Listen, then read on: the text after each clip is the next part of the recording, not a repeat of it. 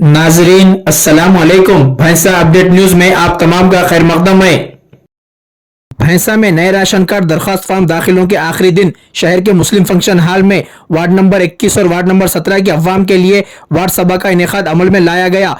Ward number 17 के मजलिस party counsellor Mohammad Abdul मोहित की निगरानी में नए राशन कार्ड के लिए 87 और नामों के इंदराज के लिए 110 दरख्वास्तें दाखिल की गई। इसी तरह वार्ड नंबर 21 मजलिस पार्टी काउंसलर मोहम्मद अब्दुल सलीम की निगरानी में नए राशन कार्ड के लिए 101 और नामों के इंदराज के लिए 127 दरख्वास्तें दाखिल की गई। इस मौके पर बल्दिया कमिश्नर राजेश कुमार और बल्दिया मैनेजर गौरीश ने वार्ड सभा का दौरा करते हुए तमाम हालात का जायजा लिया। इस मौके पर मजलिस पार्टी के कारकुनान जिनमें मीर नवाब अली अब्बासी, मोहम्मद अब्दुल रफीक उर्फ रफू, साबिका काउंसलर फरहान कशफ के अलावा बल्दी अमला फेरोज खान, अलमास खान, मोहम्मद तनवीर और दीगर ने अवामी खिदमत अंजाम दी।